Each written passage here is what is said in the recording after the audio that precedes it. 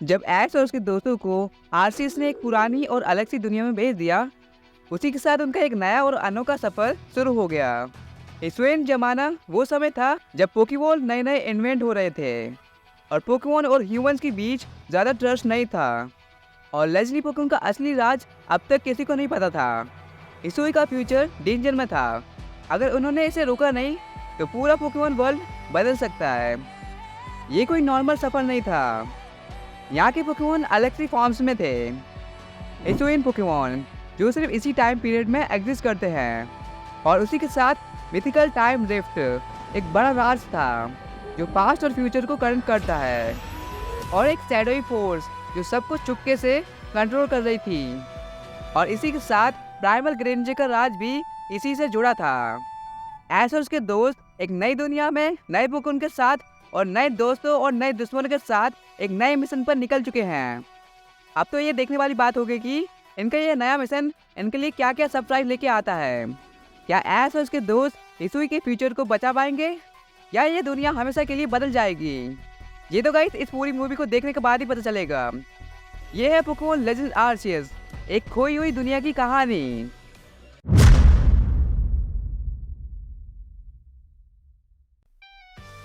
पिछले एपिसोड में तुमने ऐश और इरादा की बैटल देखी जिसमें ऐश इरादा को हरा देता है, और इस एपिसोड में ऐश, इरादा और लेन साथ मिलकर पावरफुल क्लेवर का सामना करेंगे। देखते हैं कि ऐश क्लेवर को शांत कर पाता है या नहीं। ऐश देखता है कि क्लेवर अभी भी काफ़ी गुस्से में है, लेकिन वो अपने प्लान पर ध्यान देता है। ऐश बोलता है ये बैटल काफ़ी ज़्यादा मुश्किल होने वाली है, हमें कुछ भी करके इसे रुकना होगा। क्लेवर अब और भी ज़्यादा गुस्से में आ जाता है और आगे बढ़ता है। इस बार उसकी एक्स आर्म और भी ज़्यादा शार्प लग रही होती है। तभी ऐश बोलता है पिकाचू तेजी से मूव करो। पिकाचू क्लेवर के हर मूव को डॉज करते हुए आगे बढ़ता है, लेकिन इस बार वो क्लेवर के साइड से निकल जाता है। तभी ऐश बोलता है ठीक है पिकाचू, अब थंडर वेव। थंडर वेव की मदद से ऐश क्लेवर को पैरालाइज करने की कोशिश करता है। पिकाचू को थंडर वेव सीधा क्लेवर पर हिट करता है। क्लेवर कुछ देर के लिए रुक जाता है, उसकी स्पीड थोड़ी स्लो हो जाती है। ऐश बोलता है परफेक्ट, अब जाओ पिकाचू, एक वॉल टैकल से ख़त्म करो। पिकाचू अपनी पावर को इकट्ठा करता है और फिर से क्लेवर की तरफ बढ़ता है उसकी पूरी एनर्जी के साथ। पिकाचू अपनी फुल फोर्स के साथ क्लेवर को हिट करता है। यह अटैक काफ़ी स्ट्रांग होता है और क्लेवर थोड़ी देर के लिए हिलना बंद कर देता है, लेकिन वो अभी भी हारा नहीं है। तभी ऐश बोलता है ठीक है पिकाचू, अब जाओ आयरन टेल। उसके बाद ऐश अपने फ्रेंड्स को बोलता है ये सही टाइम है, अभी जाओ, वो खाने वाली बॉल्स का इस्तेमाल करो। तभी लोग वो खाने वाली बॉल्स उस क्लेवर के ऊपर फेंकने लगते हैं, लेकिन थोड़ी देर बाद क्लेवर फिर से होश में आ जाता है।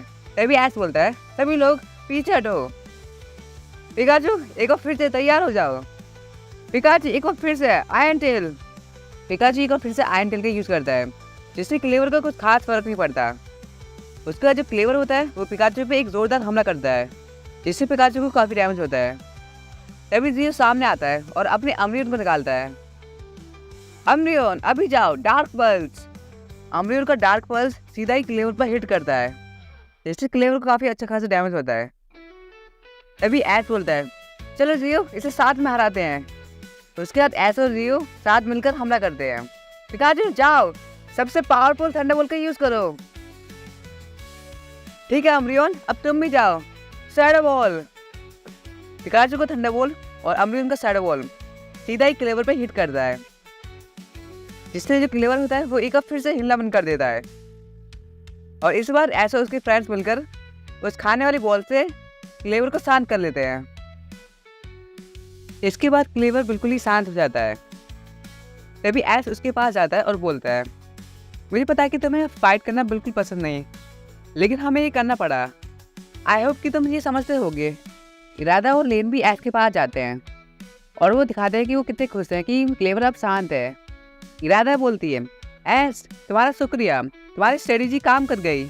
लेन भी बोलता है हाँ, तुमने क्लेवर को कंट्रोल करने में कामयाबी हासिल की, ये काफ़ी बड़ी अचीवमेंट है।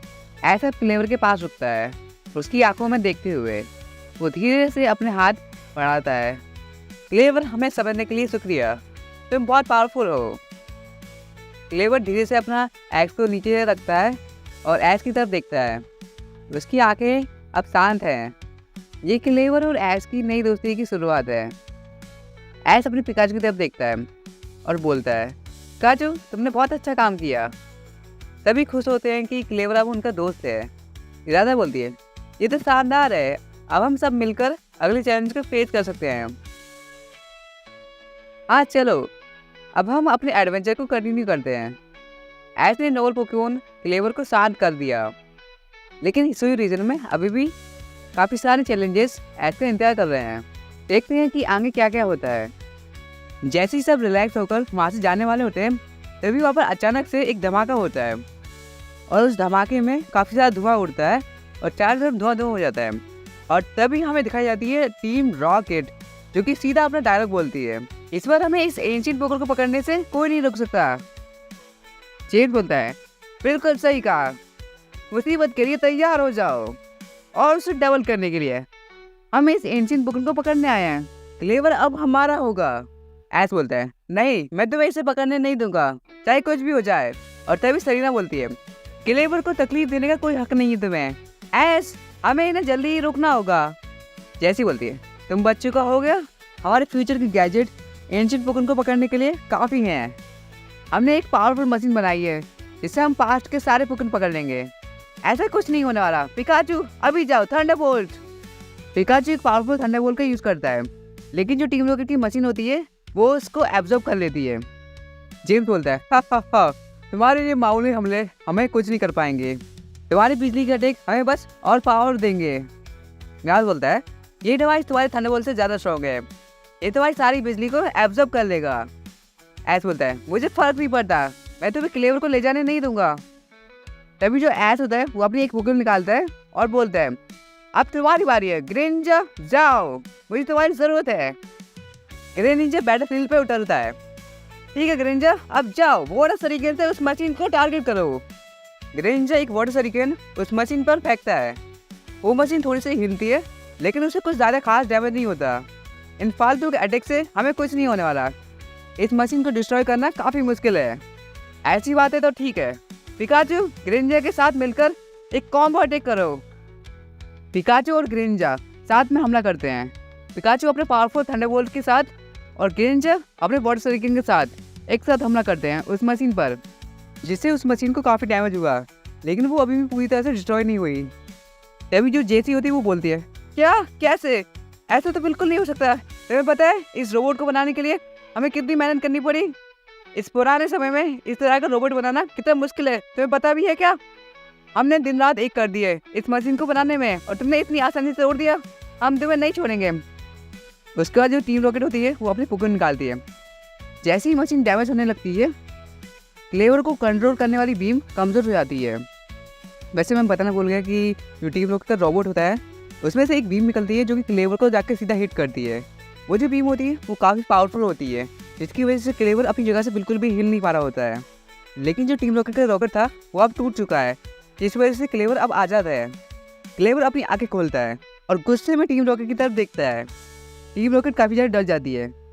ऐश बोलता है, क्लेवर अब तुम आज़ाद हो, अब हमारे साथ मिलकर उन्हें भगाने में हमारी मदद करो। क्लेवर अपनी पूरी पावर रीगेन कर लेता है और एक बहुत ही भयंकर हमला टीम रॉकेट की तरफ करता है। टीम रॉकेट काफ़ी ज़्यादा डरने लगती है।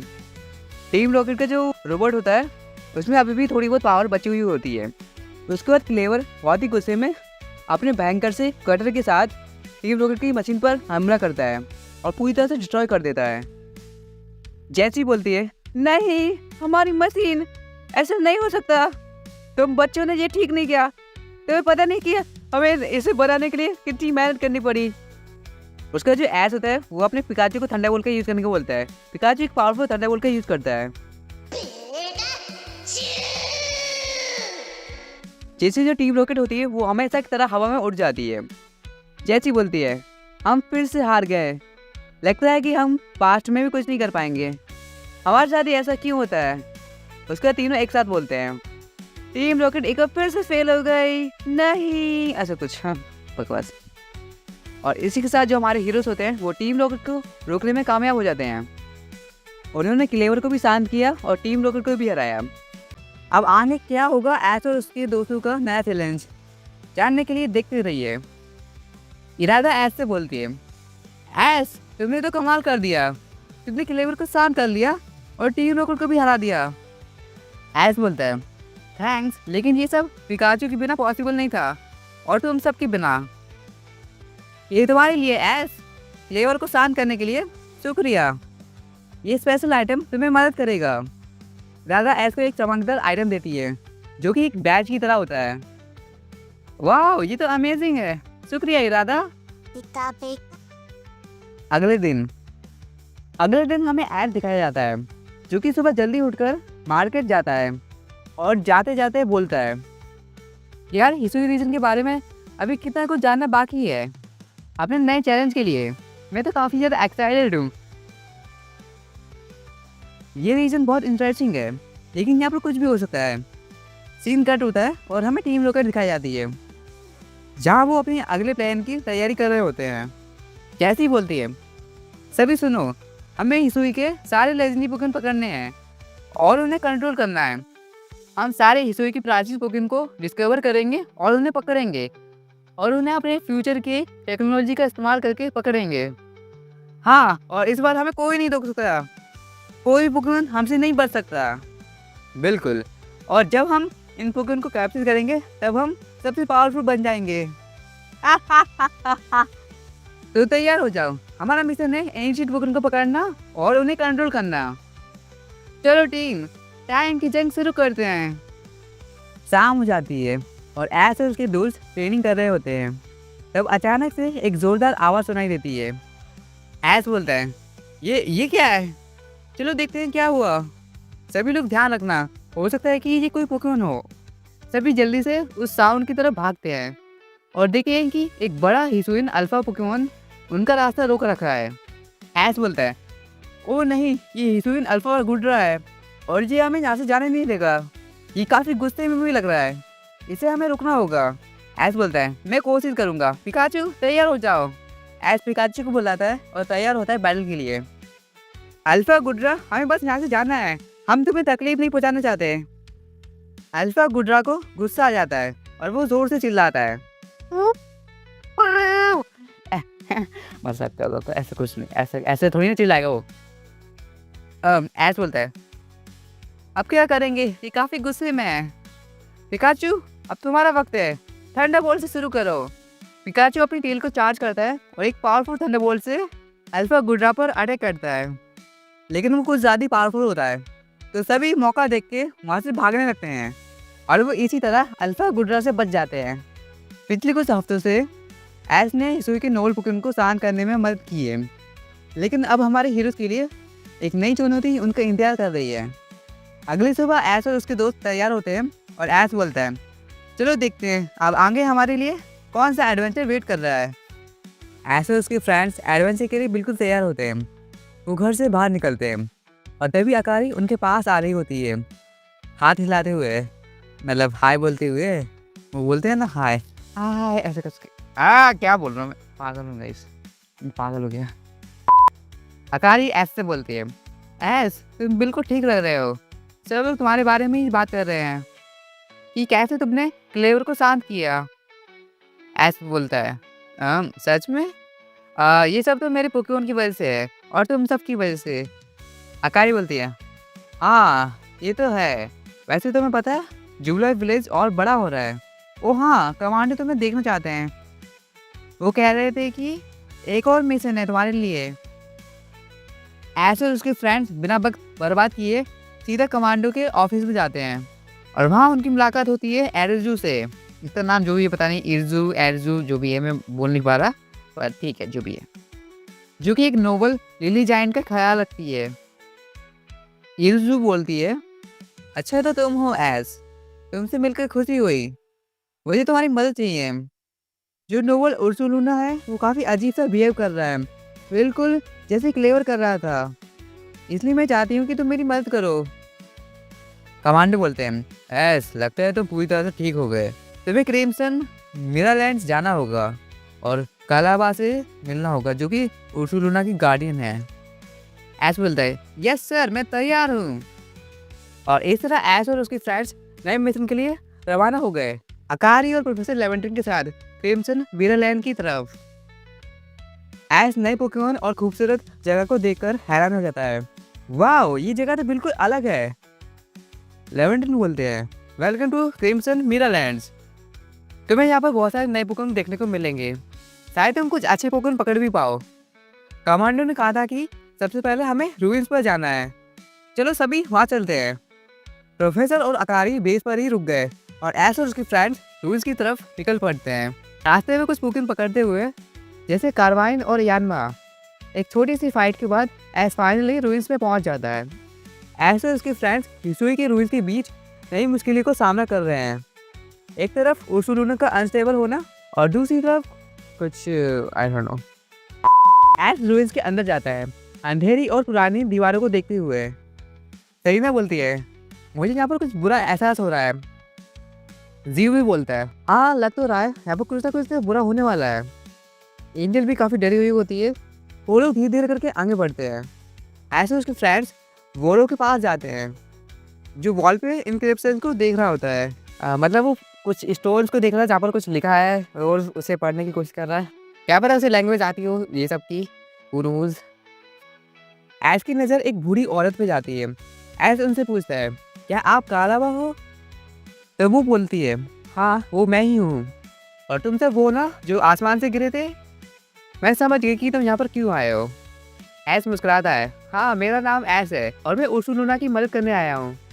क्या आप मुझे वहाँ ले जा सकती हैं? कालाबा बोलती है, मैं तुम्हारी मदद के लिए शुक्रिया बोलती हूँ, तो इस वक्त मुझे अकेले काम करना है। बहुत कुछ चल रहा है और मैं तुम्हारे सवालों के जवाब अभी नहीं दे सकती। तभी ऐश का ध्यान एक और आवाज़ पे जाता है जो उसे बुला रही होती है। ऐश इधर आओ। वो आवाज़ वोलो की होती है। ऐश वोलो के पास जाता है। मुझे लगता है कि कालाबा हमें उनकी मदद नहीं करने देंगी, क्योंकि जो तुम इंक्रिप्शन देख रहे हो वो अभी कंप्लीट नहीं है। क्या मतलब कि कंप्लीट नहीं है? ओह हाँ, मैंने भी देखा था। ऐश सोचता है और फिर एक्साइटेड होकर कहता है, मैं वो मिसिंग पार्ट ढूंढ कर लाता हूँ। वोलो बोलता है, रुको ऐश, क्या तुम्हें पता है कि उसे ढूंढना कहाँ है? ऐश बोलता है, वो तो मुझे नहीं पता, मैं कहीं ना कहीं से तो ढूंढ ही लूँगा। ऐसे ही कुछ बोलता है, इडियट। चलो एक बैटल करते हैं, अगर तुम जीत गए तो मैं तुम्हें ज़रूरी इन्फॉर्मेशन दे दूंगा। ऐश और वोलो के बीच में एक बैटल शुरू होती है। ऐश हमने काफ़ी इम्प्रूवमेंट की है, लेकिन मैं तुम्हें दिखाता हूँ कि एक एक्सपीरियंस ट्रेनर कौन है। ऐश बोलता है, पिकाचू और मैं हर चैलेंज के लिए तैयार हैं। पिकाचू अभी जाओ, क्विक अटैक से उसे मारो। पिकाचू अपनी फुल स्पीड के साथ क्विक अटैक का यूज़ करता है और टोगेकीज को डायरेक्ट हिट करता है, जिससे टोगेकीज पीछे चले जाता है। वोलो भी बोलता है, टोगेकीज तुम भी जाओ, एयर स्लैश। टोगेकीज एयर स्लैश से हमला करती है पिकाचू पे। पिकाचू उसे डॉज करने की कोशिश करता है और वो जैसे तैसे करके उसे डॉज कर लेता है। अब जाओ पिकाचू, थंडरबोल्ट। पिकाचू अपनी सारी एनर्जी इकट्ठा करता है और थंडरबोल्ट का यूज़ करता है। थंडरबोल्ट सीधा ही टोगेकीज को हिट करता है और टोगेकीज को काफ़ी डैमेज होता है। वोलो बोलता है, इम्प्रेसिव ऐश, लेकिन अब मैं तुम्हें दिखाता हूँ। टोगेकीज जाओ, डीजलिंग ग्लीम से हमला करो। टोगेकीज पिकाचू पे डीजलिंग ग्लीम से हमला करती है, जो कि सीधा पिकाचू को हिट करता है, जिससे पिकाचू को काफ़ी डैमेज होता है। पिकाचू संभल के, अब स्ट्रॉन्ग स्टाइल थंडरबोल्ट का इस्तेमाल करो। पिकाचू एक बहुत ही खतरनाक थंडरबोल्ट का यूज़ करता है, जो कि सीधा जाके टोगेकीज को हिट करता है और इसी के साथ जो टोगेकीज होती है वो ज़मीन पर गिर जाती है। इसका मतलब कि वो हार चुकी है। इम्प्रेसिव ऐश, मुझे तुमसे यही उम्मीद थी, लेकिन मेरा अगला पोकेमॉन इस बैटल को अलग लेवल पर लेकर जाएगा। वोलो अपना दूसरा पोकेमॉन बाहर निकालता है, जो कि एक गिवल होता है, एक ड्रैगन और ग्राउंड टाइप। ऐश जो होता है वो अपने पिकाचू को वापस बुलाता है और रॉलेट को भेजता है। ऐश बोलता है, रॉलेट ये तुम्हारे लिए परफेक्ट मैच है, अभी जाओ यूज ब्रेव बर्ड। रॉलेट जो होता है वो ब्रेव बर्ड का यूज़ करता है, जो कि सीधा जाके गिवल को हिट करता है, जिससे गिवल को थोड़ा बहुत डैमेज होता है, लेकिन इतना ज़्यादा भी नहीं होता है। उसका जो वॉलो होता है वो अपने गिवल को ड्रैगन क्लॉ से हमला करने को बोलता है। गिवल जो होता है वो अपने चमकदार पंजों से रॉलेट पे अटैक करता है, जिससे जो रॉलेट होता है वो पीछे फेंका जाता है और उसे काफ़ी डैमेज होता है, लेकिन फिर भी वो बैलेंस कर लेता है। रॉलेट अब जाओ एक्रोबैटिक। रॉलेट जो होता है वो अपने कर्तव्य दिखाते हुए गिवल पे हमला करने लगता है, लेकिन जो गिवल होता है वो भी उसे लगातार डॉज करने लगता है, लेकिन एक दो हिट उसे लग जाते हैं। गिवल अभी जाओ सैंडस्टॉर्म। सैंडस्टॉर्म की वजह से रॉलेट जो होता है उसकी एक्यूरेसी कम हो जाती है और वो ठीक से कुछ देख नहीं पाता। तभी जो एस होता है वो कहता है, रॉलेट चलो इसे ख़त्म करते हैं, अभी जाओ लीवेज। रॉलेट जो होता है वो अभी पूरी ताकत से केबल पर लीवेज का यूज़ करता है। केबल बचने की कोशिश करता है लेकिन वो बच नहीं पाता और लीवेज उसे सीधा हिट करती है, जिससे उसे काफ़ी ज़्यादा डैमेज होता है और वो नीचे गिर जाता है। इसका मतलब कि वो हार चुका है। तभी एस बोलता है, बहुत अच्छे रॉलेट, तुमने कमाल कर दिया। नॉट बैड एस, लेकिन अब ये बैटल इंटरेस्टिंग बनेगी, तो मेरे लास्ट पोकेमॉन से मिलो। वो लोग बिना टाइम वेस्ट किया अपने लुकारी को बाहर निकालता है और उससे सीधा ही और स्पेयर से हमला करने को बोलते हैं। और स्पेयर जो होता है वो सीधा जाकर रॉलेट को लग जाता है और रॉलेट नीचे गिर जाता है। इसका मतलब कि वो हार चुका है। एस जो होता है वो अपने रॉलेट को वापस उलाता है और सोच में पड़ जाता है कि अब उसे कौन सा पोकेमॉन निकालना चाहिए। एस जो होता है वो धीरे से एक पोकेमॉन निकालता है और उसे हवा में उछाल देता है। गाइस तुम सब गैस कर सकते हो कि उस पोकेमॉन में कौन सा पोकेमॉन होगा। तो उस पोकेमॉन में से बाहर आता है एस का ग्रेनिंजा, जो भी काफ़ी ज़्यादा कूल लग रहा होता है और बैटल के लिए एकदम तैयार होता है। एस बोलता है, ग्रेनिंजा अब तुम्हारा सामना होगा एक टफ अपोनेंट से, रेडी हो जाओ। लुकारियो एक बार फिर से और स्पेयर। लुकारियो जो होता है वो एक पावरफुल और स्पेयर ग्रेनिंजा की तरफ फेंकता है। ग्रेनिंजा उसे डॉज करने की कोशिश करता है और वो आसानी से उसे डॉज भी कर लेता है। ठीक है ग्रेनिंजा, अब जाओ वाटर सरिकेन। ग्रेनिंजा जो होता है वो हवा में उछलता है और वाटर सरिकेन का यूज़ करता है, जो कि सीधे जाके लुकारी को हिट करता है और लुकारी को काफ़ी ज़्यादा डैमेज होता है। लुकारी संभलो, अब जाओ क्लोज कॉम्बैट से उसे मारो।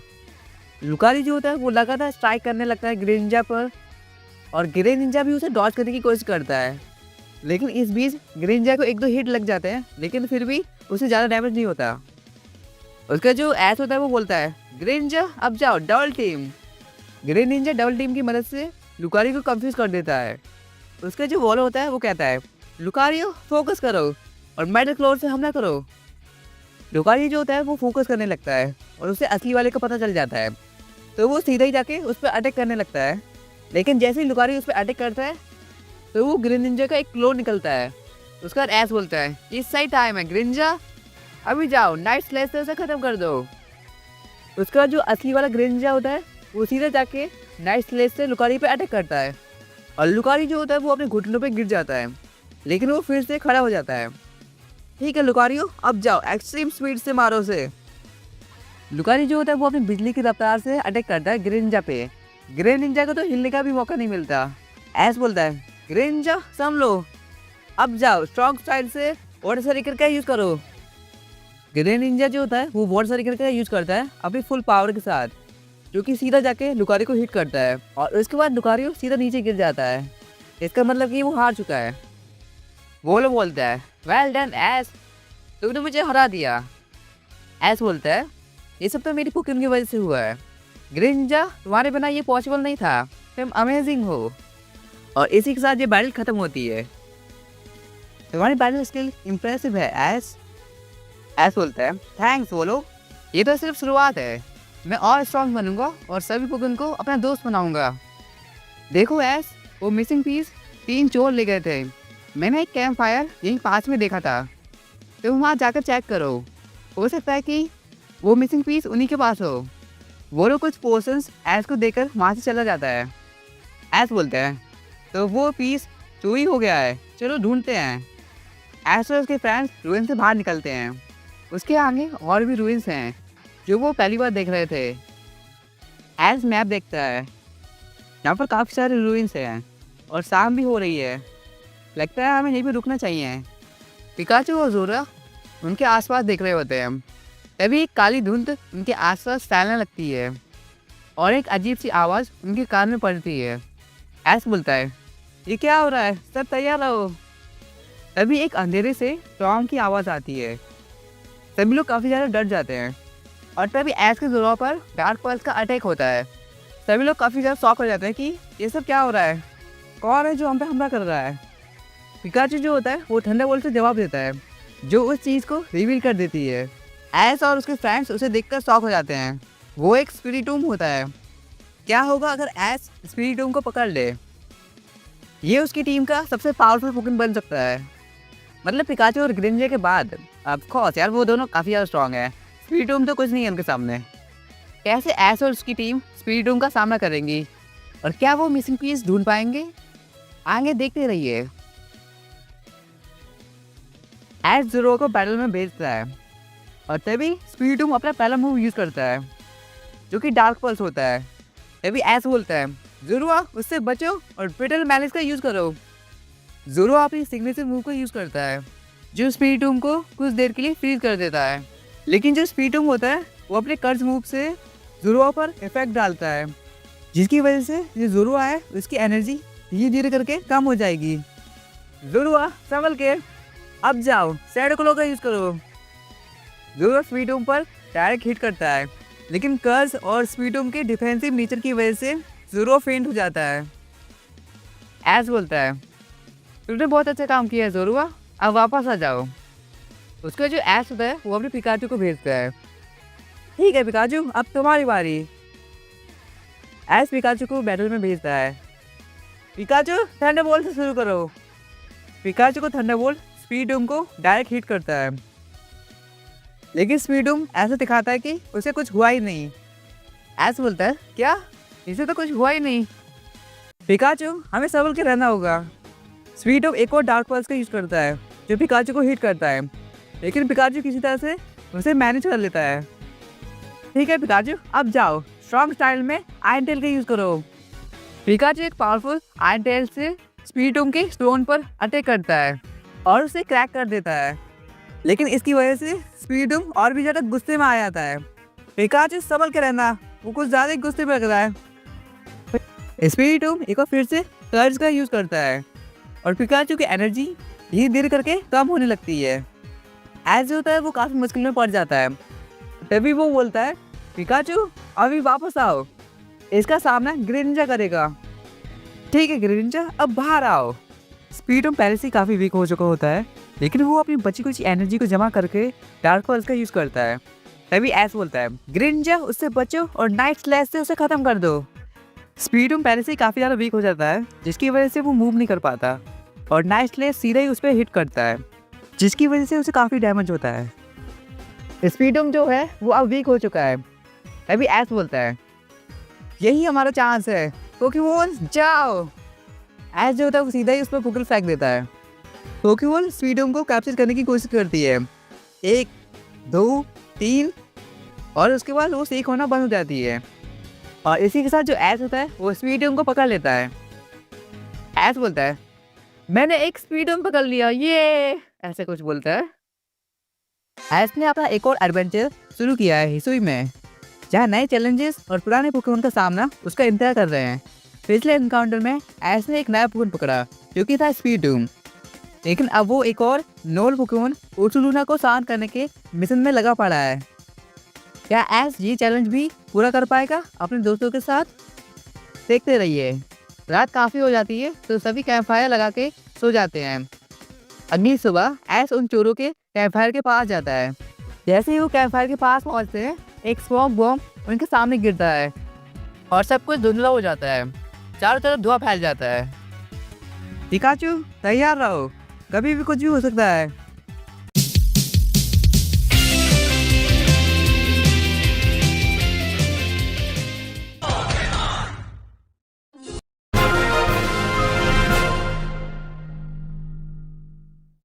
जैसे ही स्मोक क्लियर होता है तो हमें टीम गैलेक्सी जैसे यूनिफॉर्म में कुछ लोग दिखाई देते हैं। एक लड़की बोलती है, बेवकूफ बच्चों यहाँ से चले जाओ। तुम्हें क्या लगता है कि तुम हमसे मिसिंग पीस ले सकते हो? बिल्कुल नहीं। एस बोलता है, तुम लोगों ने वो मिसिंग पार्ट चुराया है, मुझे वो वापस चाहिए। और तभी एस उसकी एक पोकेमॉन निकालता है। स्पिरिटोम बाहर आओ। स्पिरिटोम को देखकर वो दोनों डर जाते हैं और बोलते हैं, क्या इसके पास एक स्पिरिटोम है? ये तो काफ़ी पावरफुल पोकेमॉन है, हम इससे नहीं लड़ सकते। एस बोलता है, स्पिरिटोम अभी जाओ उन पर अटैक करो। लेकिन जो स्पिरिटोम होता है वो उसकी बात नहीं मानता, क्योंकि जो स्पिरिटोम है वो अभी भी एस पे ट्रस्ट नहीं करता और स्पिरिटोम लड़ने से मना कर देता है, जिसकी वजह से एस को दूसरा पोकेमॉन निकालना पड़ता है। एस अपने अल्फा साइटर को निकालता है जो कि टॉक्सिक रॉक के अगेंस्ट बैटल करता है और एस एडी लेस से आसानी से जीत जाता है। क्या तुमने ये कैसे किया? तुम इतनी आसानी से मेरे पोकेमोन को कैसे हरा सकते हो? चलो कॉइन, ये लड़का तुम्हारे लेवल का नहीं है, अब हमें यहाँ से निकलना चाहिए। ये लो तुम्हारा मिसिंग पीस, हमें नहीं चाहिए। वो लोग एक बार फिर से स्मोक बॉम्ब का यूज़ करते हैं और वहाँ से गायब हो जाते हैं। पिकाचू वो लॉस्ट पीस ढूंढ लेता है और ऐश के पास लेकर आता है। ऐश कालाबा के पास वापस जाता है मिसिंग पीस को रिटर्न करने के लिए। तुमने इस मिसिंग पीस को भी ढूंढ लिया और उस शैतान पोकेमोन को भी पकड़ लिया। तुम्हारे पोकेमोन के साथ तुम्हारा ये बॉन्ड काफ़ी यूनिक है। ऐश बोलता है, अब मुझे उर्सुलुना की मदद करनी है, रेडी हो जाओ टीम। कालाबा बोलती है, तुमने मुझ पर ट्रस्ट किया और मुझे बिना जाने मेरी मदद की, ऐसा क्यों? ऐश बोलता है, क्योंकि ये पोकेमोन मेरे दोस्त हैं और अगर कोई पोकेमोन मुसीबत में है तो मैं उसकी मदद ज़रूर करूँगा। उसका जो कालाबा होती है वो ऐश को उर्सुलुना के रिंग में भेजती हैं, मतलब उर्सुलुना के पास ले जाती हैं। अब ऐश उर्सुलुना के सामने पहुंचता है, जो अब भी थोड़ा आउट ऑफ कंट्रोल लग रहा है। ठीक है पिकाचू, अभी जाओ थंडरबोल्ट। इस अटैक का उर्सुलुना पे कोई असर नहीं होता क्योंकि वो ग्राउंड टाइप है। ऐश समझ जाता है कि ये ग्राउंड टाइप है, तो वो अपने पोकेमोन चेंज कर लेता है। उर्सुलुना ज़ोर से गरजता है और अपने बड़े पंजों से ज़मीन पर ज़ोर से मारता है, जिसकी वजह से शॉक वेव्स फैलते हैं और एक छोटा सा भूकंप आ जाता है, जिसकी वजह से सभी लोग काफ़ी ज़्यादा घबरा जाते हैं। तभी ऐश बोलता है, ठीक है ग्रेनिंजा, अब तुम जाओ, इसे तुम ही रोक सकते हो। तो चलो शुरू करते हैं। ग्रेनिंजा अभी जाओ डबल टीम। ग्रेनिंजा एक्शन में आता है और अपने इल्यूजन बनाता है। ग्रेनिंजा एक्शन में आता है और अपने इल्यूजन बनाता है। अपने इल्यूजन की मदद से उर्सुलुना को चारों तरफ से घेर लेता है। उर्सुलुना कंफ्यूज हो जाता है और एक एक करके ग्रेनिंजा के शैडोज को मारने की कोशिश करने लगता है। बहुत अच्छे ग्रेनिंजा, अब जाओ वाटर सरिकेन का यूज़ करो और उर्सुलुना के पंजों पर एम करो। सबसे पहले हमें इसे स्लो करना होगा। ग्रेनिंजा अपने वाटर सरिकेन उर्सुलुना के पैरों पे फेंकता है, जिससे उर्सुलुना थोड़ा लड़खड़ा जाता है। उर्सुलुना को और गुस्सा आ जाता है और वो अपना एक मूव करता है, हेडलॉक रश, जिससे वो ग्रेनिंजा की डबल टीम को तोड़ देता है। ये उर्सुलुना का एक मूव है जो कि काफ़ी पावरफुल है। ग्रेनिंजा संभल के, हमें इसे करीब से देखना पड़ेगा। ऐश को आसपास ग्लोइंग हब्स दिखते हैं जो उर्सुलुना के गुस्से का कारण है। ग्रेनिंजा वाटर पल्स का यूज़ करके इसे डिस्ट्रैक्ट करो, तब तक मैं ये हब्स लेके आता हूँ। ग्रेनिंजा अपनी वाटर पल्स उर्सुलुना की तरफ फेंकता है। उर्सुलुना का ध्यान उस पर चला जाता है। अभी जो ऐश होता है वो हब लेके आता है। ऐश बोलता है, यही हब्स उर्सुलुना का इफेक्ट कर रहे हैं। ऐश जो होता है वो हब्स को लेकर हाथ हिलाता है उर्सुलुना के सामने, जिससे जो उर्सुलुना होता है वो एक सेकंड के लिए रुक जाता है, लेकिन फिर से गुस्से में आकर अटैक करने लगता है। तभी ऐश बोलता है, ग्रेनिंजा अभी जाओ वाटर व्हील फॉर्मेशन। ग्रेनिंजा अपनी वाटर एबिलिटीज़ का यूज़ कर उर्सुलुना के आसपास एक कामिंग वाटर बैरियर बनाता है। उर्सुलुना धीरे धीरे करके शांत होने लगता है। ऐश धीरे धीरे उर्सुलुना के पास जाकर बोलता है, तुम्हें और लड़ने की ज़रूरत नहीं है, तुम सेफ हो, अब सब ठीक है, तुम्हें बस रेस्ट करना चाहिए। उर्सुलुना का रेड ग्लो खत्म हो जाता है और वो ज़मीन पर गिरकर सो जाता है। तुमने उर्सुलुना को बिना जोर लगाए काम कर दिया, ये तो कमाल है, तुम्हारा शुक्रिया। ये मैंने अकेले नहीं किया है, ग्रेनिंजा और मेरे फ्रेंड्स की बिना ये मैं नहीं कर पाता। ऐश, तुम्हारा बॉन्ड पोकेमोन के साथ काफ़ी अच्छा है। तुमने उर्सुलुना की मदद की, अब वो तुम्हें गाइड कर सकता है, मतलब कि आप तुम उस पर राइड कर सकते हो, जैसे कि तुम वीडियो पे करते हो। कालाबा, मुझे लगता है कि उर्सुलुना की प्रॉब्लम क्लेवर जैसी नहीं थी। कमांडो को इन्फॉर्म करना ज़रूरी है और मुझे आरजू से भी मिलना है। ऐश, जब तुम अपना मिशन कंप्लीट कर लो तो मुझसे वापस आके मिलना, मैं तुम्हारे पोकेमोन को ट्रेन करने में मदद करूँगी। ऐश अब जूलाई की तरफ जा रहा है, ये सोचते हुए कि क्या आरजू झूठ बोल रही थी या कुछ और चल रहा था। लेकिन उसके पास ज़्यादा वक्त नहीं था, क्योंकि जैसे ही वो पहुंचा अकारी उसकी तरफ दौड़ती हुई आई। ऐश, एक इमरजेंसी है, कमांडो तुम्हें अपने ऑफिस में बुला रहे हैं। ऐश और उसके फ्रेंड्स तुरंत ही ऑफिस की तरफ दौड़ गए। वो लोग ऑफिस के अंदर जाते हैं, जहाँ कमांडो और खाने खिलाने वाला आदमी और एडम साथ में खड़े थे। ऐश को लगता है कि आरजू ने हमें झूठ बोला, जो पोकेमोन रैम्पेज कर रहा था वो उर्सुलुना नहीं बल्कि लिली जाइंट था। एडम ने अपने सर पे हाथ रखते हुए कहा, मुझे समझ नहीं आ रहा है कि वो लड़की क्या सोच रही थी। ऐश, मुझे पता है कि तुम अभी एक टफ मिशन से वापस आए हो, लेकिन मुझे तुमसे एक और काम है। आरजू को ढूंढ कर लाओ और लिली जायंट को शांत करो, जैसे तुमने क्लेवर को शांत किया था। कमांडो ने एस की तरफ देखते हुए कहा, इस मिशन को तुम्हारे अलावा और कोई पूरा नहीं कर सकता, लेकिन अपना ध्यान रखना, ये खतरनाक हो सकता है। एस बोलता है, जी सर। उसका जो एडम होता है वो खाने वाली बॉल तैयार करता है लिली जायंट को शांत करने के लिए। ऑफिस से निकलते वक्त एस उसके फ्रेंड्स लेवेंटन से मिले, जो उनके पहले दिन वाले 3 पुकन के साथ थे। प्रोफेसर बोलते हैं, हे एस, तुम लिली जायंट को बचाने जा रहे हो और आरजू को ढूंढने भी, तो तुम उर्सुलोना का यूज़ कर सकते हो। और तभी जो एस का रॉलेट होता है वो अपनी पुकल से बाहर निकलता है और एस के सर पे जाके बैठ जाता है। प्रोफेसर लेवेंटन एक बार फिर से बोलते हैं, एस, मुझे लगता है कि रॉलेट तुम्हें काफ़ी पसंद करने लगा है। मैं चाहता हूँ कि लिली जायंट के खिलाफ तुम रॉलेट का यूज़ करो। एस हाँ बोलता है और उसके बाद एस और उसके फ्रेंड्स प्रोफेसर को अलविदा बोलकर वहाँ से चले जाते हैं। अब उनकी अगली मंजिल है एलाबेस्टर मिरालैंड्स। चलो देखते हैं। एस ने ये बोला और फ्लूट बजाकर उर्सुलोना को बुलाया और उससे कहा कि इर्जू को ढूंढे उसकी खुशबू से। उर्सुलोना तुरंत ही ढूंढने लगा। ऐसे उसके फ्रेंड्स उसके ऊपर बैठे हुए होते हैं। रास्ते में उन्होंने कुछ वाइल्ड पुकन पकड़े और तुरंत ही उन्हें छोड़ दिया। वो बस अपना रैंक बढ़ाना चाहते थे। उर्सुलोना ने ज़्यादा देर नहीं लगाई इर्जू को ढूंढने में। वो ज़मीन पर बैठी थी खाने वाली बॉल्स के साथ। इर्जू, तुम ठीक हो? ऐस ने पूछा और उर्सुलोना से उतरकर उसके पास गया। हाँ, लेकिन मुझे लगता है कि मैं अभी हिल नहीं सकती। शायद कुछ टूट गया है, लेकिन दर्द नहीं हो रहा। मतलब इसके साथ हुआ क्या? मतलब हड्डी वड्डी टूट गई क्या? मतलब सच में? मैं सोच रही थी कि अब मैं क्या करूं। ऐस बोलता है, मैं तुम्हें जुबिलाइव लेके चलता हूँ और फिर वो खाना लेकर वापस आऊँगा, लेकिन उससे पहले कालाबा आ गई। ऐस बोलता है, ओह कालाबा, आप यहाँ कैसे? कालाबा बोलती है, इसकी चिंता मत करो ऐस, मैं उसकी चोट देख लूँगी। तुम जाओ और लिली जायंट को शांत करो। वहाँ पर एडम भी था, तो ऐस तुरंत ही एडम के पास गया और आरजू के बारे में बताया, मतलब इर्जू के बारे में। इर्जू आरजू पता नहीं क्या है यार, कैसा नाम है, मतलब सच में इर्जू ही रख देते हैं, हद है। मतलब आरजू इर्जू मैं भूल जाता हूँ इस बार, छोड़ो गाइस, हाँ कोई फर्क नहीं पड़ता। और तुरंत ही बैटल के लिए तैयार हो गया। लिली जायंट एक ग्रास और फाइटिंग टाइप है। वो अपने डांस मूव से डॉज और अटैक करती है। तुम्हारे पास फास्ट पुकन है ना? तो ऐस बोलता है, हाँ है तो सही, मेरा पिकाचू फास्ट है, लेकिन प्रोफेसर ने मुझे कहा था कि मैं रॉलेट का यूज़ करूँ, तो मैं सोच रहा हूँ कि रॉलेट का यूज़ करूँ। ऐस उस पुकन को देखते देखते समझ गया कि ये लिली जायंट एक एंशिएंट फॉर्म था, तो वो तुरंत ही मिस्ट के अंदर चला गया। लिली जायंट के सामने लिली जायंट अपने ग्रेसफुल डांस मूव्स के साथ सामने आई, ऐश और पिकाचू के आसपास घूमते हुई। ऐश ने अपने पोकेबॉल्स रेडी रखे और इसी के साथ बैटल शुरू की। देखते हैं। ऐश ने ये बोला ही था कि लिली जायंट ने जंप कर किक करने की कोशिश की, लेकिन ऐश टाइम पर बच गया। लेकिन लिली जायंट लगातार जंप करके अटैक करने की कोशिश कर रही होती है, जिसकी वजह से ऐश को सोचने का टाइम नहीं मिलता। ऐश बोलता है, ये तो काफ़ी फास्ट है, लेकिन मैं समझ रहा हूँ। ऐश मुस्कुराया और एक किक से बचते टाइम ऐश अपने रॉलेट को निकालता है, जो एडी लेज से लिली जायंट को पीछे हटा देता है और ऐश उस पर खाने वाली बॉल्स फेंकने लगता है।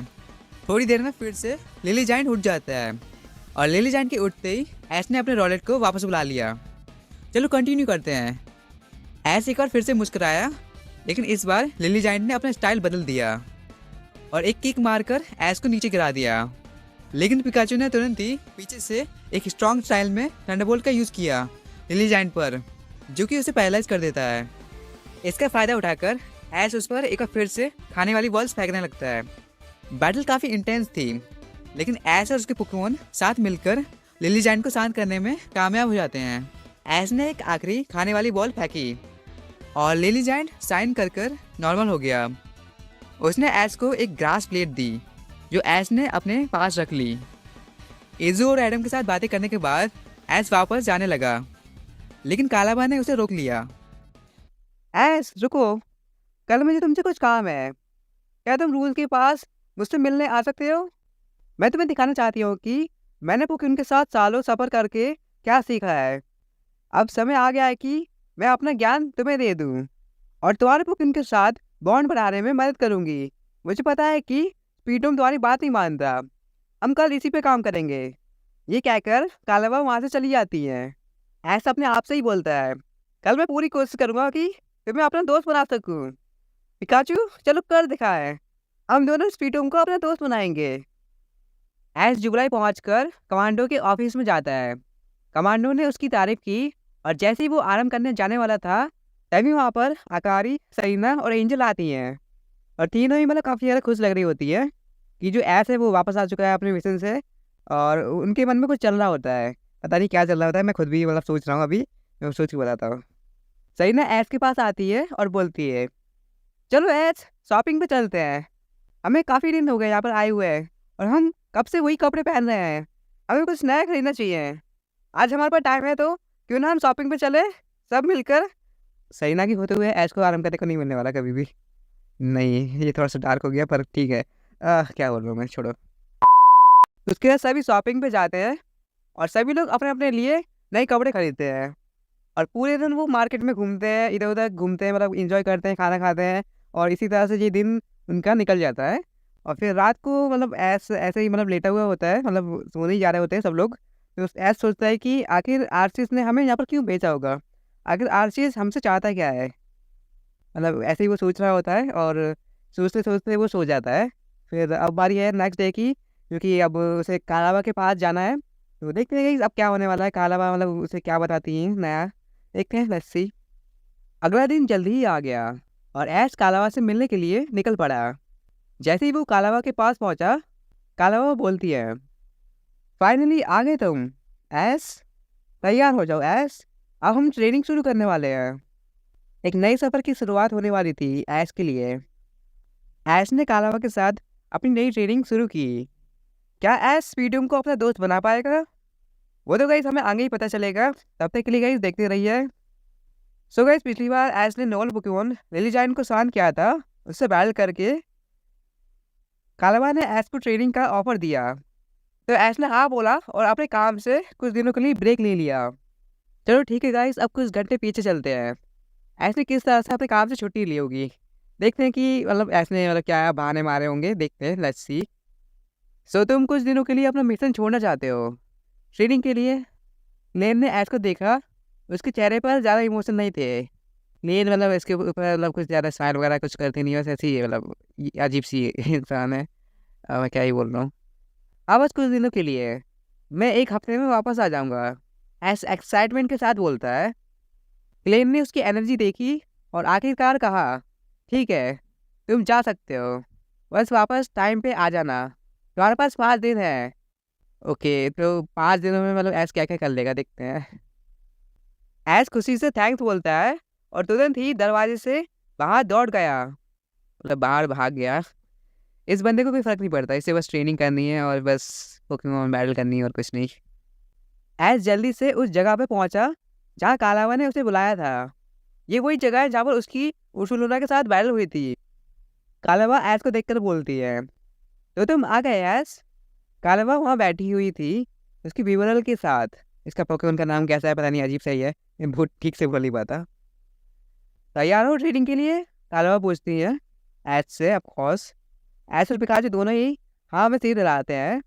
हाँ मैं कुछ दिनों के लिए हाँ मैं गैलेक्सी टीम से कुछ दिनों की छुट्टी लेकर आया हूँ, इससे मैं ट्रेनिंग पर पूरा फोकस कर सकता हूँ। तो हम पहले क्या करेंगे, कालावा बोलती है, सबसे पहले मुझे तुम्हारे सारे पोकेमॉन दिखाओ और तुम्हारे बैग में जो भी कुछ है सब मुझे दिखाओ। ऐश ने बिना किसी प्रॉब्लम के सब कुछ दिखाया। ये है मेरे सारे पोकेमॉन, ऐश ने कहा। तो तुम्हारे पास एक साइथर, जोरुआ, रोलेट, पिकाचू और स्पीडो है, और भी एक और होगा पता नहीं, याद नहीं है। हाँ, ग्रेंजा, ग्रेंजा भी है ऐश के पास। तो इतने पोकेमॉन है ऐश के पास। मैं दोबारा नहीं बोलने वाला, याद रखना, ठीक है ना। मैं बार बार नहीं बोलने वाला ये सब कुछ, ठीक है ना। लेकिन जो स्पीडो है ना, वो अभी भी उसके स्टोन में था, मतलब उसमें वो बाहर नहीं आ रहा है स्टोन से। स्पीडो का जो स्टोन होता है ना, उसके अंदर में वो अभी भी है, बाहर नहीं आ रहा, क्योंकि वो ऐसे कोई बात नहीं सुनता ना, इसलिए। ठीक है, हम 2 दिन स्पीडो और साइकिल पर काम करेंगे, बाकी पोकेमॉन अपने आप कर लेंगे सब कुछ। ऐश समझ नहीं पाया कि इस काम का क्या मतलब था, लेकिन उसने वही किया। ठीक है स्पीडो और साइदर, चलो मेहनत करते हैं और साथ में स्ट्रॉन्ग बनते हैं। साइदर एक्साइटेड था, लेकिन स्वीडन का स्टोन अभी भी शांत था। मतलब स्वीडन को कोई मतलब नहीं है इसे, मतलब कुछ भी करना है कर, मुझे क्या है, ऐसा वो कहने की कोशिश कर रहा है। कालावा बोलती है, स्पीडोम के साथ काम करना मुश्किल होगा, इसलिए पहले साइतर के साथ शुरू करते हैं।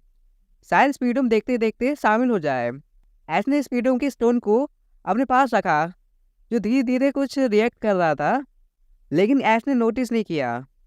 उसके बाद कालामा बोलती हैं, तुम अल्फा टोरस के साथ बैटल करोगे, जो इस एरिया में पाए जाते हैं। कालामा ने एक मैप पे दिखाया कि ये दूसरी तरफ था।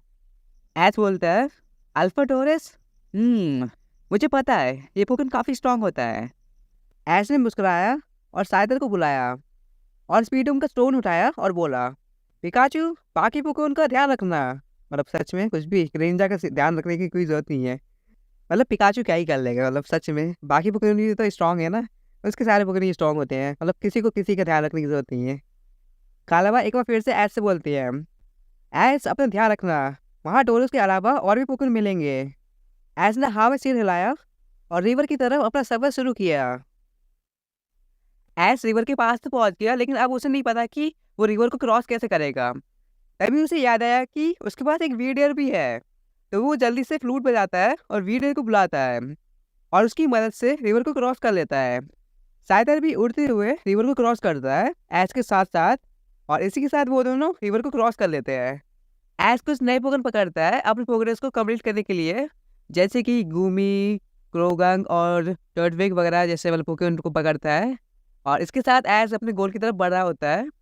ट्रेनिंग के साथ साथ उसने अपने पोकेडेक्स और रैंक पर भी काफ़ी काम किया। ऐश उस जगह पे पहुंच जाता है जहाँ पर टोटेरा मिलते हैं। वहाँ पर पहुँच कर ऐश बोलता है, अल्फा टोटेरा यहीं पे कहीं पे होने चाहिए, ऐसा बोलता है वो। साइदर, क्या तुम्हें कुछ दिखाई दे रहा है? साइदर कुछ कर पाता उससे पहले ही एक लीफ स्टॉर्म उनकी तरफ आया, जो ऐश की बहुत पास से गुजर गया। बार बार बचाएगा इस ऐश मरते मरते बचा अभी। उसने अपने हाथों से स्पीडोम का स्टोन गिरा दिया, मतलब गलती से गिराया, जानबूझ के नहीं। मुझे तो लगता है कि जानबूझ के किया इसने। ऐश ने उसकी बात नहीं माना था स्पीडोम ऐश की, तो इसलिए उसने जानबूझ के गिरा दिया है। मुझे पता है ऐश बदला ले रहा है, मुझे पता है नो। जो स्पीडोम का स्टोन होता है वो लुढ़कते लुढ़कते नदी की तरफ जा रहा होता है। अरे नहीं, वो स्टोन तो वहाँ पर जा रहा है, अभी उसे पकड़ना होगा। साइदर चलो। ऐश स्टोन को पकड़ने के लिए कूद गया, लेकिन वो बक्स पर स्टोन पकड़ नहीं पाया। या शायद उसने स्टोन तो पकड़ लिया, लेकिन नदी के तेज बहाव के कारण वो भी मतलब उसमें बह गया नदी में।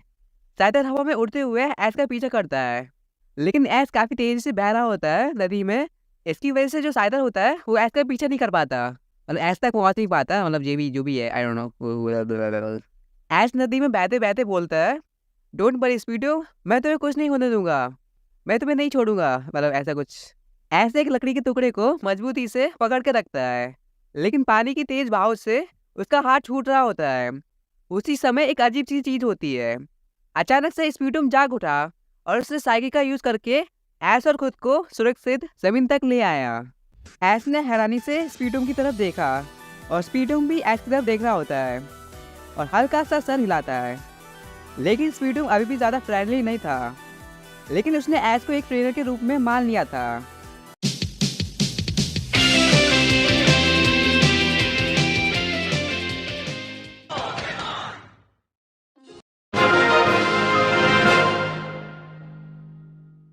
ऐश बोलता है, मुझे खुशी है कि तुमने मेरी बात सुनी।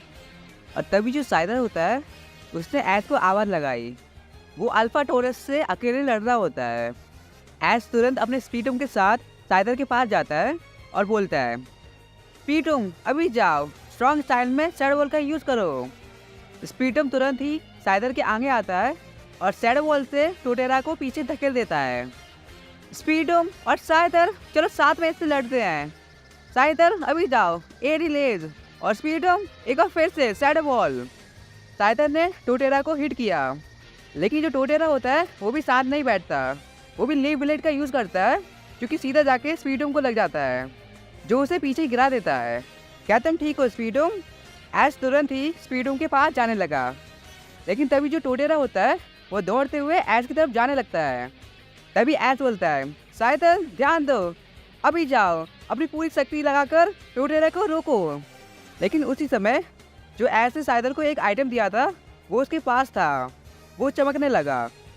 ऐश शॉक हो जाता है, आखिर ये हो क्या रहा है? कालावा ने मुझे बोला था कि यह आइटम मैं साइदर को दे दूं, लेकिन अब ये हो क्या रहा है? आखिर इस आइटम से होता क्या है।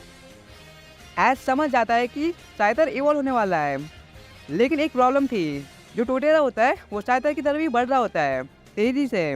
तो जो ऐश होता है वो एक पत्थर उठाता है और टोटेरा को फेंक के मारता है, जिसकी वजह से जो टोटेरा होता है उसका ध्यान ऐश की तरफ चला जाता है और जो साइतर होता है वो आराम से इवॉल्व हो जाता है। और जो साइतर होता है वो आसानी से क्लेवर में इवॉल्व हो जाता है और ऐश उसे देख के शॉक हो जाता है। मतलब मैं भी शॉक हो गया, मतलब सीरियसली। मतलब मुझे पता था कि जो साइतर है वो मतलब क्लेवर में इवॉल्व हो सकता है, लेकिन फिर भी गाइस ये काफ़ी कमाल का था। मतलब सीरियसली आई लव इट। तभी ऐश बोलता है चलो ठीक है, इस बैटल को ख़त्म करते हैं। स्ट्रॉन्ग स्टाइल में स्टोन एज का यूज़ करो और स्पीडुम तुम भी जाओ डार्क पल्स का यूज़ करो। ऐश के चिल्लाने पर दोनों पोकेमॉन ने अटैक किया। टोटेरा दोनों के अटैक झेल नहीं पाया और बेहोश हो गया। और इसी के साथ जो ऐश होता है वो अल्फा टोटेरा को पकड़ लेता है। क्या बात है गाइस, आज का एपिसोड तो काफ़ी कमाल का है। इस एपिसोड में अपना साइतर इवॉल्व हो गया और टोटेरा मतलब ऐश ने अल्फा टोटेरा पकड़ लिया। मतलब सच में गाइस ये एपिसोड काफ़ी एकदम एपिक है। और चलो देखते हैं कि आगे अब क्या होने वाला है। तुम दोनों ठीक हो, ऐश पूछता है अपने पोकेमॉन से। दोनों हाँ में से जाते हैं और उसके बाद वो सब कालावा के पास वापस जाते हैं। स्पीडुम अब ऐश के पास खड़ा था और साइतर अब इवॉल्व हो चुका है। कालावा ऐश को देखते बोलती हैं तुमने एक दिन में काफ़ी अच्छा काम किया है। मुझे लगा नहीं था कि तुम कल तक आओगे, लेकिन तुमने मुझे इम्प्रेस किया। ऐश ने क्लेवर को पैट किया और स्पीडुम को एक बैरी दी। तो कालावा अब क्या करना है। ऐश उठा और अपनी मुट्ठी बंद करके बोला जैसे वो हर चीज़ के लिए रेडी हो। कालावा बोलती है ऐश तुम्हारे पिकाचू एक खास पोकेमॉन है। मैं तुम्हारे पिकाचू को एक खास मूव सिखाऊंगी जो कि सिर्फ पिकाचू ही सीख सकता है। और साथ ही ज़ोरोआ भी ट्रेनिंग में शामिल होगा और रोलेट का काम हम इसके बाद करेंगे। ऐश बोला मैं रेडी हूँ। पिकाचू ज़ोरोआ चलो इसे करते हैं। पिकाचू और ज़ोरोआ तुरंत ऐश के पास गए और ट्रेनिंग के लिए तैयार हुए। स्पीडुम ने अब ऐश की बात सुननी शुरू कर दी थी और साइतर ने भी अपना एक नया रूप ले लिया था जो कि काफ़ी शक्तिशाली है। क्या पिकाचू एक नया शक्तिशाली मूव सीख पाएगा और ज़ोरोआ की ट्रेनिंग क्या रंग लाएगी। ऐश ने अपने सामने पिकाचू और ज़ोरोआ को देखा। दोनों पोकेमॉन एक्साइटमेंट से तैयार थे। कालावा एक गहरी सांस लेती हैं और बोलती हैं ये ट्रेनिंग आसान नहीं होगी। ऐश मैं तुम्हारे पिकाचू को एक खास टेक्निक सिखाने वाली हूँ जो कि एक अनोखे तरीके से सीखी जा सकती है। ऐश ने जोश में अपनी मुट्ठी बंद की और बोला हम इस मुश्किल चैलेंज का सामना करने के लिए तैयार है। कालावा ऐश को एक खास जगह पर लेके जाती है। उनके सामने एक पत्थर होता है जिसमें से लाइटिंग निकल रही होती है। कालावा बोलती हैं कि ये एक खास पत्थर है, इसमें हर महीने एक लाइटिंग गिरती है जिसकी वजह से इस पत्थर में इलेक्ट्रिसिटी जमा हो गई है। पिकाचू एक बड़े से पत्थर के सामने खड़ा हुआ होता है जिसमें से लाइटिंग निकल रही होती है या ऐसी कुछ।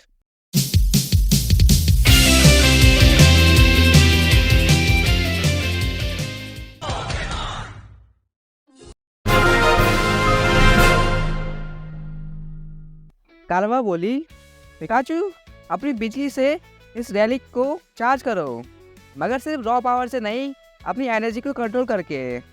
पिकाचू ने एक थंडरबोल्ट छोड़ा, लेकिन जो रैलिक होता है वो बिजली को एब्जॉर्ब कर लेता है। ऐश बोलता है हाँ पर कैसे, इसे कुछ भी क्यों नहीं हुआ। कालावा मुस्कुराई और बोली सिर्फ रॉ पावर से ये एक्टिवेट नहीं होने वाला, तुम्हें अपनी एनर्जी को कंट्रोल करना होगा। इसलिए ये एक खास मूव है जो कि सिर्फ तब एक्टिवेट होगा जब पिकाचू अपनी फुल पोटेंशियल को समझेगा। ऐश सोच में पड़ गया। तो पिकाचू को सिर्फ जोर से अटैक नहीं करना है बल्कि एनर्जी को बैलेंस भी करना है। ओके ठीक है समझ गया मैं। ऐश जो होता है वो पिकाचू को अकेले छोड़ देता है उस पर काम करने के लिए। अब ज़ोरोआ की बारी है खुद को साबित करने की। ज़ोरोआ एकदम तैयार था। कालावा ने एक छोटी सी मूर्ति निकाली ईसुइन ज़ोरोआ की, मतलब उसके बड़े वाले वर्जन की, ज़ोरोआ की बड़े वाले मतलब बड़े भाई की या फिर पिताजी की, जो भी है आई डोंट नो। ओके ज़ोरोआ तुम एक अनोखी स्पीसीज हो, तुम्हारे इल्यूजन नॉर्मल इल्यूजन से अलग होते हैं। तुम्हें सीखना होगा कि तुम अपने इमोशन को इल्यूजन से कैसे जोड़ सकते हो। ऐसा ज़ोरोआ कंफ्यूज लग रहे होते हैं ज़ोरो ओके कुछ नहीं। तभी अचानक से हवा चलने लगती है और एक वाइल्ड गैंगार उनके सामने आया। ये एक टेस्ट है ज़ोरोआ, ऐश चिल्लाया। चिल्लाए क्यों चिल्लाया किस लिए भाई?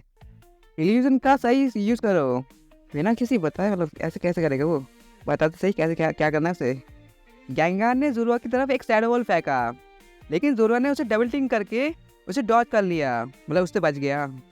ऐश चिल्ला के बोलता है, हाँ बिल्कुल ऐसे ही, तुम्हें इल्यूजन को और भी रियलिस्टिक बनाना है ताकि अपोनेंट कंफ्यूज हो जाए। ज़ोरुआ ने अपनी आंखें बंद की और एक नया इल्यूजन बनाया। उसने अपने आप को ऐश की तरह बना लिया। ओह वाओ, क्या बात है। गैंगर एक सेकंड के लिए कंफ्यूज हो गया। ज़ोरुआ, यही ट्रिक तुम और पावरफुल बना सकते हो। ज़ोरुआ ने अब एक स्पेशल इल्यूजन मूव डेवलप कर लिया है, मतलब कर रहा है, अभी भी मतलब परफेक्ट नहीं है, फिर भी कर रहा है, धीरे धीरे करेगा ऑफकोर्स। अब दूसरी तरफ पिकाचू पे आते हैं, देखते हैं कि पिकाचू ने वो नया मूव मास्टर किया या नहीं। ऐश और कालाबा पिकाचू को देखने जाते हैं। पिकाचू अभी भी परेशान लग रहा होता है और काफ़ी थका हुआ भी होता है। उसने काफ़ी ट्राई किया लेकिन अभी तक उसने मूव मास्टर नहीं कर पाया। तब ऐश पिकाचू को बोलता है, पिकाचू तुम ये कर सकते हो, हम सब तुम्हारे साथ हैं, ऐसा मतलब शेयर करता है उसे। पिकाचू अपनी आंखें बंद करता है और अपनी एनर्जी कंट्रोल करने पे ध्यान देता है। उसने एक और बार बिजली छोड़ी, मतलब अपना थंडरबोल्ट यूज़ किया, लेकिन इस बार कुछ अलग था। उसने अपनी टेल को ग्राउंड पर रखा, मतलब ज़मीन पर रखा और अपनी इलेक्ट्रिसिटी पे फोकस किया और उसके बाद उसने थंडरबोल्ट का यूज़ किया।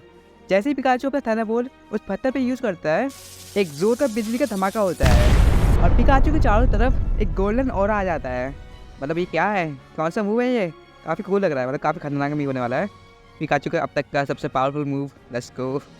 कालाबा बोलती है, ऐश लगता है तुम्हारे पिकाचू ने लाइटनिंग बोल्ट की शुरुआत कर ली है, वो उसे सीख रहा है। ऐश ने बोला, क्या लाइटनिंग बोल्ट? तो इस मूव का नाम लाइटनिंग बोल्ट है, चलो देखते हैं कि इसकी पावर क्या है। पिकाचू अपनी फुल पावर के साथ अभी जाओ लाइटनिंग बोल्ट और उस पत्थर को तोड़ दो। पिकाचू तेजी से आगे बढ़ने लगता है अपने इलेक्ट्रिक ऑरा के साथ और वो एक ही टक्कर में उस पत्थर को तोड़ देता है। जैसे ही पिकाचू वो पत्थर तोड़ता है, उसमें से बहुत सारी इलेक्ट्रिसिटी निकलकर ऊपर की तरफ जाने लगती है और वो इलेक्ट्रिसिटी सीधा आसमान में जाती है, जिसकी वजह से मौसम खराब हो जाता है और वहाँ पर बहुत सारे काले बादल जमा हो जाते हैं। तभी एक जोरदार थंडर पिकाचू के ऊपर गिरता है और सभी लोग काफ़ी ज़्यादा घबरा जाते हैं। पिकाचू जो होता है वो उस थंडर से जूझ रहा होता है। तभी ऐश बोलता है, पिकाचू खुद को संभालो, मुझे पता है कि तुम ये कर सकते हो, उस थंडर को अपने अंदर एब्जॉर्ब कर लो। पिकाचू ऐसा ही करता है, वो सारी इलेक्ट्रिसिटी को अपने अंदर एब्जॉर्ब कर लेता है। पिकाचू सारी इलेक्ट्रिसिटी को एब्जॉर्ब तो कर लेता है, लेकिन वो इतनी सारी एनर्जी को संभाल नहीं पाता और तभी पिकाचू एक जोरदार थंडरबोल्ट का यूज़ करता है, जो कि वापस आसमान की तरफ जाती है और जो काले बादल होते हैं वो फिर से वापस चले जाते हैं। मतलब जो आसमान होता है वो एकदम साफ हो जाता है। आखिर चल क्या रहा है, कभी आसमान से बिजली नीचे गिरती है, कभी पिकाचू ऊपर भेज देता है वापस, आखिर ये सब हो क्या रहा है? क्यों भी है गाइस? ऐश एक्साइटमेंट में चिल्लाकर बोलता है, ये तो कमाल हो गया पिकाचू, तुमने ये कर दिखाया, तुमने एक शक्तिशाली थंडरबोल्ट का यूज़ किया, जो कि अब तक का सबसे शक्तिशाली थंडरबोल्ट था। कालाबा भी काफ़ी इम्प्रेस दिख रही होती है। वो बोलती हैं कि ये तो सिर्फ शुरुआत है, तुम्हें इस पावर को सही तरीके से कंट्रोल करना सीखना होगा, वरना तुम खुद को और दूसरों को भी नुकसान पहुंचा सकते हो। सो इसी के साथ जो पिकाचू होता है वो अपना एक नया मूव सीख लेता है, लाइटनिंग बोल्ट, और इसी के साथ जो पिकाचू होता है उसकी ट्रेनिंग खत्म हो जाती है। अब आखिर में बचे हैं ग्रीन निंजा और रॉलेट। अब इनकी बारी है खुद को साबित करने की। कालाबा ऐश की तरफ देखती है और बोलती हैं, अब अगला कदम है तुम्हारे ग्रेंजा और रॉलेट को ट्रेन करना। ऐश एक्साइटेड था, मैं तैयार हूँ, ग्रेंजा और रॉलेट चलो बाहर आओ। ऐश अपने ग्रेंजा और रॉलेट को निकालता है। ग्रीन निंजा अपनी पोकोल से निकलता है और एक तेज हवा के साथ ऐश के सामने खड़ा हो जाता है। कालाबा ने ऐश को एक प्राचीन हिसुइन स्क्रोल दिया। अगर गाइस तुमने निंजा हथौड़ी देखा है ना, तो तुम्हें पता होगा कि स्क्रोल क्या होता है। इसके अंदर कुछ सीक्रेट चीज़ें लिखी हुई होती है जिसे तुम खुद को ट्रेन कर सकते हो, मतलब और भी मतलब काफ़ी सारे सीक्रेट लिखे हुए होते हैं इन स्क्रोल में। जैसे कि निंजा हथौड़ी जो होता है ना, उसके पास काफ़ी सारे स्क्रोल हैं और उसमें काफ़ी सारे टेक्निक के बारे में लिखा हुआ होता है। तो वही सब सेम चीज़ है यहाँ पर। मैं कुछ ज़्यादा ही बोल रहा हूँ, मुझे पता है, क्या करूँगा इसमें, आदत से मजबूर हूँ। कालाबा स्क्रोल को पढ़ना स्टार्ट करती हैं। हिसुई के कुछ खास वॉरियर्स एक खास वाटर टेक्निक यूज करते थे, शैडो वाटर टेक्निक। ये एक खास मूव है जो सिर्फ सबसे तेज और स्ट्रॉन्ग पोकेमोन ही सीख सकते हैं। और मुझे लगता है कि तुम्हारा ग्रेनिंजा बहुत ही ज़्यादा स्ट्रॉन्ग और तेज है और ये आसानी से इस मूव को सीख सकता है। ऐसे स्माइल करके बोलता है, ये टेक्निक ग्रेनिंजा के लिए परफेक्ट है। और उसके बाद कालाबा बोलती है, ये ट्रेनिंग एक स्पेशल बैटल फील्ड में होगी। वो सब एक पुराने टेम्पल के खुले मैदान में गए जिसमें पानी के छोटे छोटे तालाब थे। ऐश बोलता है, ग्रेनिंजा तुम्हें पानी का पूरा कंट्रोल लेना होगा। तुम्हारी स्पीड इतनी तेज होनी चाहिए कि दुश्मन तुम्हारी परछाई तक ना देख पाए। ऐश समझ गया, एक ऐसी टेक्निक जो इल्यूजन और एजिलिटी को मिलाकर अपोनेंट को कंफ्यूज करे। कालाबा ने एक स्पेशल रूल सेट किया, ग्रेनिंजा को हिस्विन स्नीजल के ग्रुप से लड़ना था बिना डायरेक्टली उन पर अटैक किए। मतलब ये कैसे होगा, मतलब बिना डायरेक्टली अटैक किए, मतलब I think physical attack use नहीं कर सकते, ऐसा कुछ हो सकता है।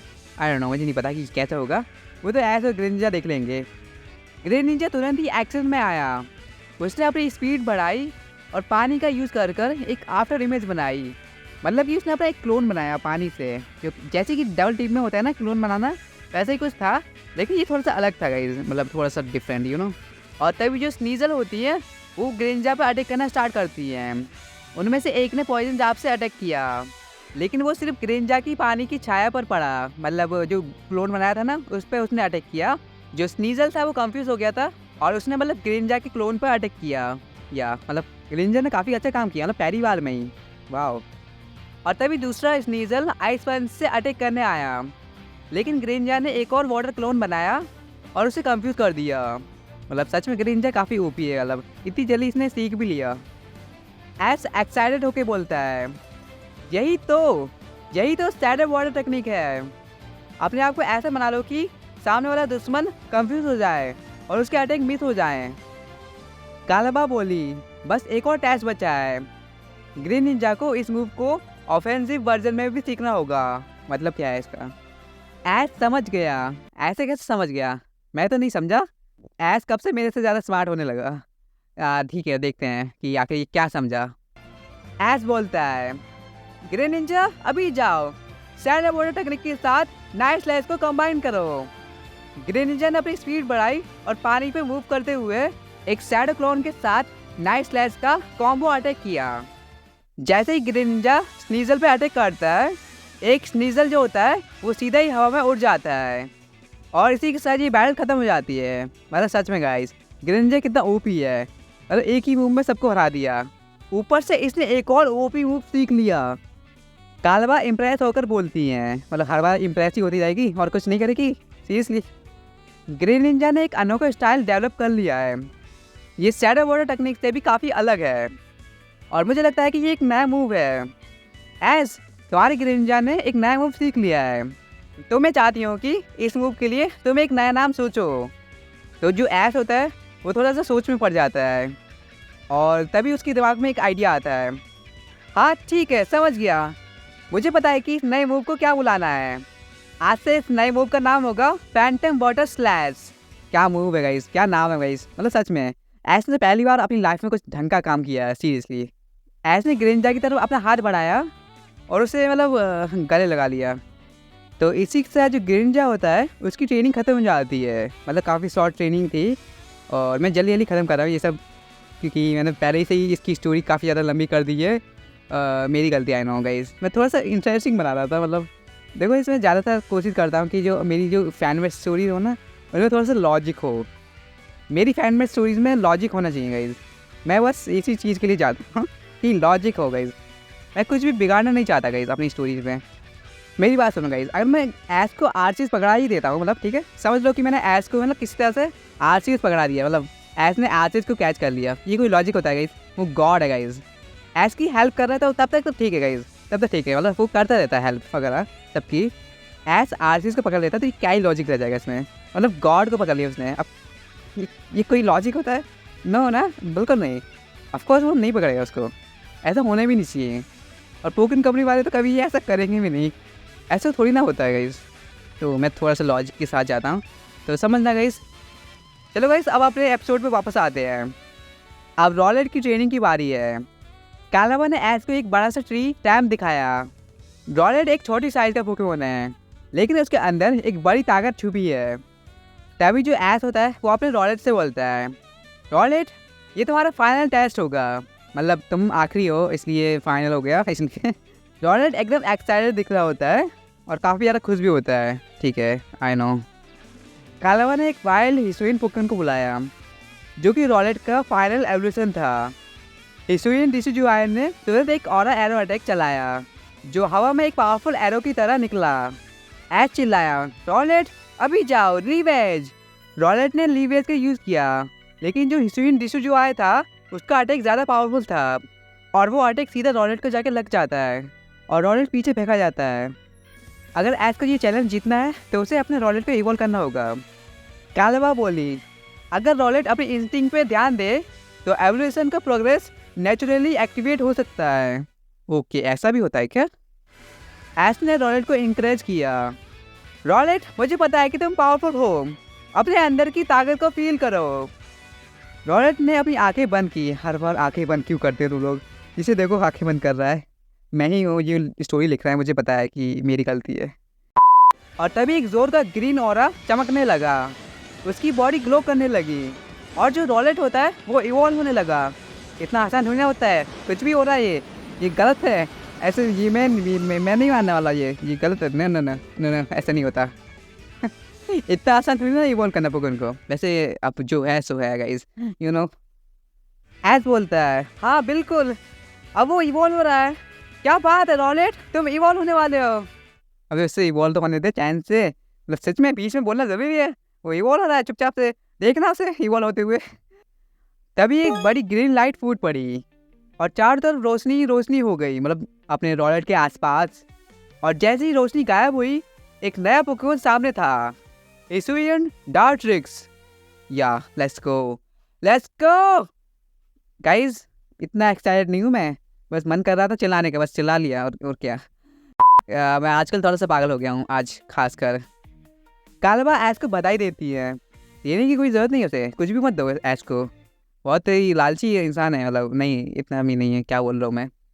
तुम्हारा रॉलेट इवॉल्व हो चुका है और अब हिसुइन डार्ट्रिक्स बन चुका है जो एक नया आर्चरी स्टाइल सीख सकता है।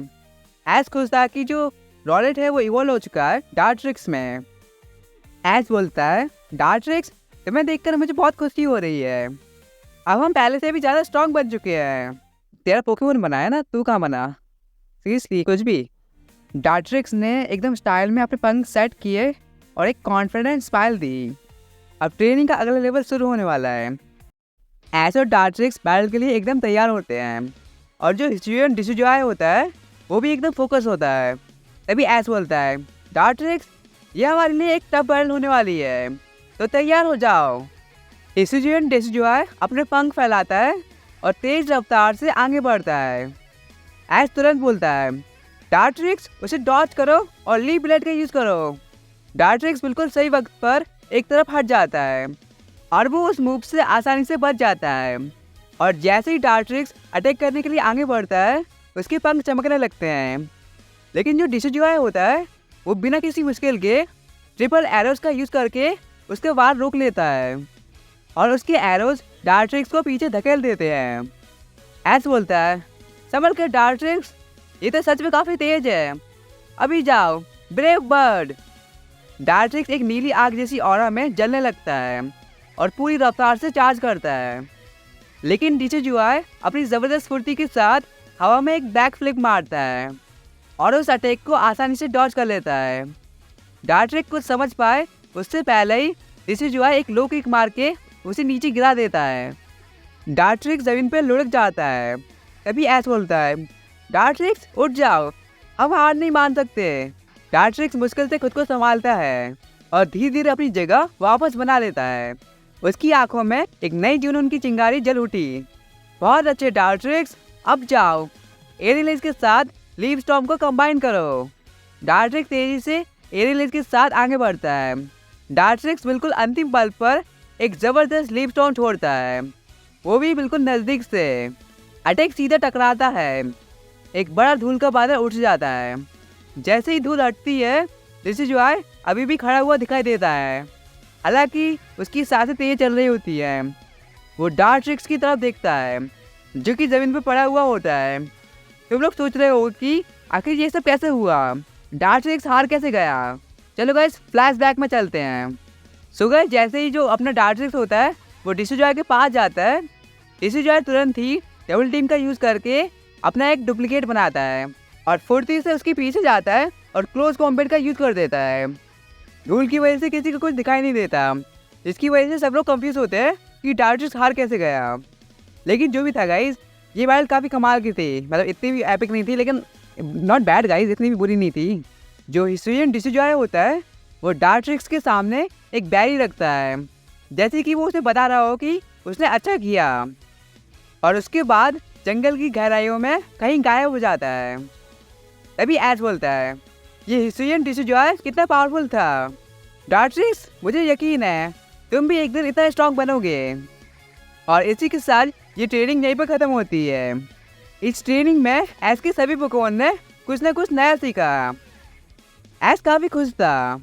ऐश कालावा के पास जाता है और उन्हें थैंक यू बोलता है उसके पोकेमॉन को ट्रेन करने के लिए।